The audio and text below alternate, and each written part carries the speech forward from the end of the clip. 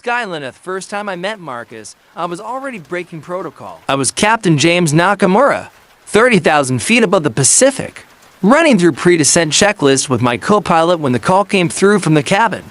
Crew, passenger and one for C. Responsive, pulse irregular, oxygen saturation dropping. I had 14 minutes until touchdown in Seattle.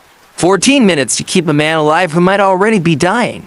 What I didn't know was that the man who would save both of us was currently tracking a missing hiker in the Cascades, 40 miles away, with nothing but a German shepherd named Atlas and a radio that was about to change everything. CTAC Tower. This is United for 147, I said, my voice steady even as my fingers tightened on the yoke. We have a medical emergency on board. Passenger vitals unstable. Requesting priority approach and medical team standing by. The tower confirmed. Everything clicked into place, the kind of precision that makes you believe systems actually work. But systems are only as good as the people running them. And I was about to learn that lesson harder than I'd ever imagined. I've been flying for 12 years. Started commercial at 23. Made captain at 31 after a decade of proving I can handle anything weather systems. Equipment failures. The kind of mid-flight crises that separate the professionals from the ones who panic. My Japanese father had been an engineer. My Irish mother, a trauma surgeon. They'd raised me to believe that competence was a form of love. You proved you cared by not failing, but I'd never seen a passenger deteriorate this fast. What's his BP? I asked through the cabin phone, keeping my eyes on altitude and descent angle, dropping. The flight attendant said. She was new. I could hear the tremor in her voice. 110/60. Maybe lower. I'm starting a second IV line, but his breathing is, she didn't finish. She didn't have to. I'd done emergency descent training 100 times. I'd memorized every protocol, every medical procedure we could attempt at altitude. But none of that mattered if I couldn't get this plane on the ground in the next 10 minutes. The nearest hospital was Swedish Medical Center, 8 miles from CTAC. I could make that work if I flew perfect. I'd always flown perfect. All right. I said into the radio. CTAC, accelerating descent. Medical team to the gate immediately upon landing. This is time critical. Copy. United for 147. Cleared for rapid descent to 2,000 feet. Runway 16 left available. You're cleared to land. 11 minutes left, 40 miles away. Marcus O'Sullivan was having a much worse day. He was a canine search and rescue handler for King County 25. Irish and Japanese descent. His mother was from Kyoto, his father from Dublin, and currently standing in a drainage ravine that should not have existed, according to any of the topo maps. Atlas, his German shepherd, was whining years back, refusing to go deeper. It's okay, boy, Marcus said, but it wasn't okay. The missing hiker, a 63-year-old woman named Patricia, had been in these mountains for 18 hours. The temperature was dropping. Night would fall in 3 hours. This ravine meant water, which meant she might have gone toward it, which meant she could be hypothermic, injured. Or worse. Atlas whined again and pressed against Marcus's leg. That's when Marcus's radio crackled with something that made his stomach drop harder than any ravine. All rescue units, this is dispatch. United for 147 and bound CTAC with medical emergency. Possible cardiac event. Priority landing in 8 minutes. All non-essential personnel clear approach corridors. King County SAR. Maintain ground position. Marcus froze. His best friend, James Nakamura, flew for United. Captain now. Had for the past 3 years. They'd met at the University of Washington James in aeronautics. Marcus in criminal justice before he switched to SAR and had stayed close through the kind of friendship that meant showing up to each other's terrible dates and knowing exactly which coffee order meant. I'm having a week. He grabbed his radio. King County SA R3 to dispatch. That's United for 147. Captain Nakamura. There was a pause. Too long. Affirmative. SAR3. Do you have a conflict? Negative. Marcus said quickly. Just keep me posted on landing status. I want to know he's safe. He'd said it before thinking. Dispatch didn't comment, but Marcus felt his face flush anyway. Atlas nudged his hand, and Marcus refocused. Patricia first. James later. That was the protocol, but his hands were shaking on the leash. 7 minutes to landing. The patient's name was Robert Chen, 62. Visiting from San Francisco. Had complained of chest tightness during the meal service. By the time the flight attendant checked on him, He was nearly unconscious. I was flying the approach now flare angle precise. Descent rate exactly 300 feet per minute. Every input smooth enough that passengers wouldn't spill their coffee. Except the coffee was the least of our concerns. Vitals? I asked. BP 89/51. Heart rate 120. He's conscious but confused. I've got him on oxygen at 15 liters. 2 for lines. Saline wide open. 89/51 meant he was going into shock. Which meant his heart wasn't pumping blood effectively. Which meant I had maybe minutes before he crashed completely. CTAC. What's my medical team status? I kept my voice level, but my peripheral vision was sharpening the way it always did in crisis. The horizon line crystallized. My breathing dropped to slow, methodical cycles. Medical team is standing by at the gate. Tower responded. Paramedics on site. You're cleared for immediate touchdown. 5 minutes. Roger that. United for 147 is now on final approach. Marcus was still in the ravine when the alert came through. United for 147 touching down now, dispatch said. All units maintain approach corridor clearance. Marcus's hands tightened on the radio. He wanted to leave, wanted to drive the 40 miles to CTAC and make sure James was okay. But Patricia was in these mountains, hypothermia probably setting in. And Marcus had sworn an oath when he joined SAR. The mission comes first. The people you love come second. That's what he told himself. Anyway, Atlas pressed against his leg again, and this time the dog was pulling toward the ravine deeper. Not out. Marcus had trained Atlas for 3 years. He knew what that pull meant. Come on, boy, he whispered, and they went down. The ravine opened up into a small clearing maybe 30 feet down, and there huddled against a rock outcropping. Shivering so badly her whole body convulsed was Patricia. We've got her. Marcus shouted into the radio, already moving down the slope. Victim located, King County SAR 3. Approximately 40 meters into the drainage ravine north of trail marker 7. She's responsive but severely hypothermic. We need medical evacuation. Patricia's eyes locked onto Marcus's face, and something in her expression shifted from terror to relief. I knew someone would come. She said through her chattering teeth. Marcus knelt beside her, already running through the hypothermia protocol. Slow movements. Keep her core temperature stable. Get her off this cold ground. You're going to be fine. We've got you. He was thinking about James, about the patient whose name he didn't know, about how fragile everything was, how a message could change everything, how altitude and cold and bad luck could take people away in minutes. Ellis lay down beside Patricia, offering body heat, doing what he'd been trained to do. 2 minutes to landing. The descent felt endless, that strange suspended moment where you're committed to the ground, but not yet touching it. Through the windscreen, I could see SeaTac's runway lights glowing gold in the late afternoon haze. Mountains in the distance. The Cascades, where Marcus was probably still working. I hoped he was safe. How's our passenger? I asked one more time. Still with us, the flight attendant said. But barely. 1 minute. I dropped the landing gear hydraulic confirmation green. Flaps full. Altitude to 100 feet. Descent rate stable. The runway expanded below me.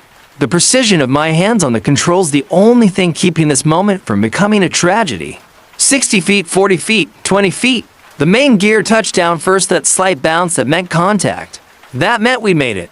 Then the nose gear. Then braking, smooth and firm. The anti-skid system working perfectly. The plane slowed. And I guided it toward the gate where I could already see the paramedic truck. Lights flashing. Team ready. We stopped. We were down. We were safe. United for 147. Welcome to CTAC, Tower said. Paramedics are moving to your aircraft now. I exhaled for the first time in 16 minutes. The thing about crisis is that it compresses time. An hour of waiting feels like a minute. A minute of free fall feels like an hour. I didn't leave the cockpit until I knew Robert Chen was stable.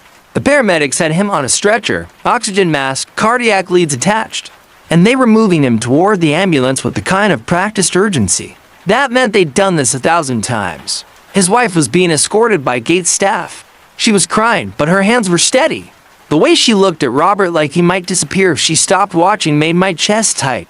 That's when my phone buzzed. A text from Marcus. You good? Saw your flight landed. I stood there in my captain's uniform, hands still slightly shaking from adrenaline, and smiled. Yeah. You? The response came back immediately. Found the missing hiker. She's alive. Heading to Swedish now for observation. I should have felt relief. I should have felt proud. Instead, I felt something else entirely that sharp. Clarifying awareness that Marcus had been worried about me at the exact moment. I'd been flying a medical emergency, and that he'd still managed to save someone's life while doing it. My supervisor was debriefing me, asking procedural questions. But all I could think was, I need to see him. Marcus didn't look like someone who just spent 8 hours in the mountains. He looked like someone who'd been waiting. He was standing outside the emergency department at Swedish Medical Center when I arrived, still in his SAR gear. Atlas on a professional leash beside him. The dog's tail started wagging the moment he saw me, which meant Marcus had probably spent the last hour talking about me, the way people do when they're trying not to think about something else. Hey, I said, and somehow that single word contained everything: the fear, the relief, the fact that we both almost lost something today, and neither of us wanted to think about it too hard. Captain, Marcus said, and there was that smile.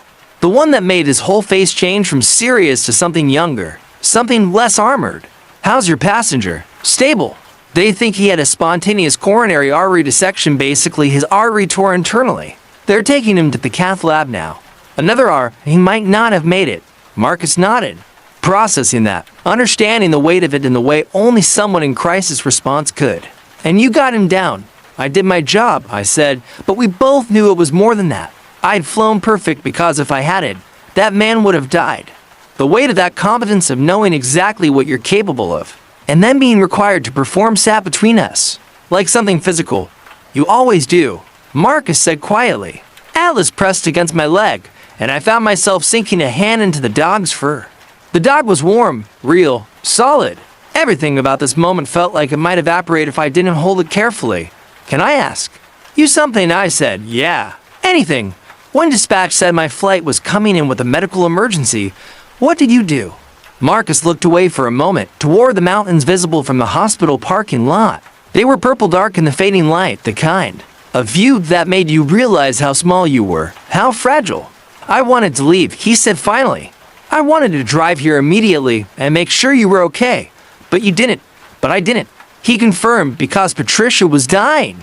And I'd made a choice to help people. Same choice you made when you became a pilot. I understood then what he was saying, not just the words, but the architecture underneath them.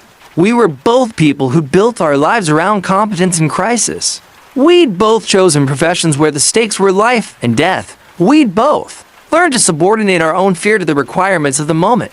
But we were also both standing in a hospital parking lot at dusk, looking at each other like we might break if we looked away. I was scared, I said. It wasn't what I meant to say. It wasn't in the protocol for how I usually handled things. But something about Marcus, about the fact that he'd been scared for me, while he was saving someone else, made it impossible to lie. I know, Marcus said. I could tell from your voice on dispatch. You could hear me. I listened to the emergency frequencies, and I know what you sound like when you're completely focused. You clip your words by about half a syllable, and your breathing changes. He said it matter-of-factly, the way he probably described Atlas's behavioral signals. So yeah, I knew you were scared. Why? I asked. Why do you listen for that? Marcus turned to face me fully, and in the parking lot light, that orange sodium glow, that made everything look like it was happening in a dream. I could see the answer in his face before he said it. Because you matter to me, he said, more than I know how to say.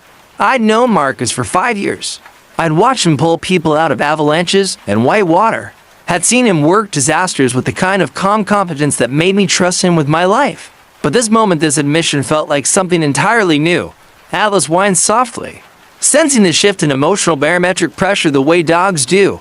Are you seeing anyone? I asked. It wasn't subtle. It wasn't even close to the kind of conversational approach I'd learned growing up in a family of engineers and surgeons, where everything was supposed to be logical and measured. Marcus's mouth curved up at the corners. No. Are you? No, I said. But I want to see you. Right now. Away from here. Before I lose my nerve. We didn't make it far. There was a parking garage 3 blocks from the hospital, concrete and empty. In that way, parking garages are after business hours. Just a few cars. The kind of place where the acoustic changed and every sound felt magnified. We'd driven separately to meet up, which meant we ended up in his truck. A King County search and rescue vehicle with Atlas's gear in the back and the faint smell of pine and dog that I'd somehow learned to associate with safety. This is crazy, Marcus said, but he was reaching for my hand anyway. his fingers finding the sensitive inside of my wrist like he already knew exactly where I needed to be touched. We're both running on adrenaline and trauma responses, probably. I agreed. I don't care. He kissed me, then not tentatively, but with the same precision he brought to everything else. Like he'd thought about how to do this exactly right and had prepared accordingly. His mouth was warm, and he tasted like coffee and the mountains, and when I angled my face closer, he made a sound in the back of his throat that suggested he'd been thinking about this for longer. Then just today, outside the truck, Seattle's SKYLINE was visible through the windscreen the Space Needle lit up.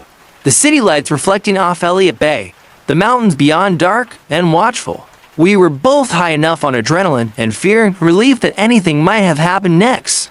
But what actually happened was that Marcus pulled back just far enough to look at me. I need to tell you something, he said. Okay. I breathed against his collarbone. I've wanted to do that for 2 years, he said. Since that night you came to my SAR training and volunteered your airplane knowledge for search patterns. You were explaining lateral wind drift in emergencies, and I watched you explain it, and I thought, oh, there he is. That's him. I pulled back to look at his face. 2 years, he confirmed. But you were always so contained, so professional, and I didn't want to risk the friendship. And then I figured maybe I was reading signals wrong, or maybe you weren't interested, or maybe I'm interested, I said. I've been interested for 18 months. Since when? Since you told me that story about how you got Atlas, about how you found him at the shelter. He'd been abused, and you spent 3 months just sitting with him before he let you touch him. You cried when you told me that story. You were in my living room, eating terrible Thai food, and you cried. And I realized you were the most capable person I'd ever met because you care that much. Marcus looked like he might cry again, actually. That was a lot of information. I know, I said. We're complicated people. Yes, he agreed. We are. He kissed me again, softer this time. And the whole world outside the truck seemed to compress and adjust as his mouth on mine, his hand in my hair, the feeling of being exactly where I was supposed to be. 3 months later, we were better at it. Not the kissing, though we were better at that too, but the fundamental logistics of dating. When you both work crisis response, Marcus's shifts were unpredictable. Mine were scheduled months in advance. We learned to leave notes. We learned to keep the other person's favorite coffee order memorized. We learned to text during emergencies. Just a single emoji to say thinking of you. Come back safe. By for months. We were cooking dinner together in his apartment, the one with the view of the mountains. And Atlas had decided I was acceptable enough to sleep on my feet. By 6 months. We were planning a trip to San Francisco. Marcus wanted to introduce me to his family. My mother wanted to meet him. And we decided that simultaneous vacation was the only way to make it work. By 9 months. I was considering whether the lease on my apartment was worth renewing, or whether I should just move my things into his place, since I was spending 90% of my time there anyway. By 1 year exactly. I'd bought a ring. It wasn't an elaborate proposal. I didn't rent a plane or ask the Space Needle to light up in a particular color. I just waited until a Saturday morning when neither of us had to work, made the coffee he liked, and sat across from him at the breakfast table with rain coming down over Seattle, and asked him to marry me. He said yes approximately 2 seconds into the question. 1 year later, CTAC Airport, security camera footage. Timestamp, 14 hours 47 minutes and 23 seconds. Captain James Nakamura stood at the gate, in his uniform, waiting for the arrival of Flight 312 from San Francisco. His husband, the ring still visible on his left hand. The wedding band, only 3 months old, was somewhere in the air, 40,000 feet above California, on the last leg of a trip that had taken him to a search and rescue conference. James had the flight tracked on his personal app. 14 minutes to landing, he was thinking about the first time they'd met, about crisis and competence, and the way fear had made him finally brave enough to say what he meant. He was thinking about Marcus in a parking garage with his hand on James's wrist, asking if he was seeing anyone. He was thinking about 9 months of learning to cook for the people, 11 months of learning that love was just another kind of competence, the willingness to fail, and try again and fail and show up anyway. The flight landed. James watched the gate door open, watched passengers begin moving toward the exit, and then Marcus appeared, still in his search and rescue gear from his last call, looking tired and salt-stained and like the most beautiful thing James had ever seen. Marcus saw him and smiled the way he always did, like James was the best outcome of any emergency. Like coming home was just another kind of rescue. James moved toward him. They met in the middle of the gate, in front of 50 strangers who probably didn't care, and kissed like they just survived something impossible. They had.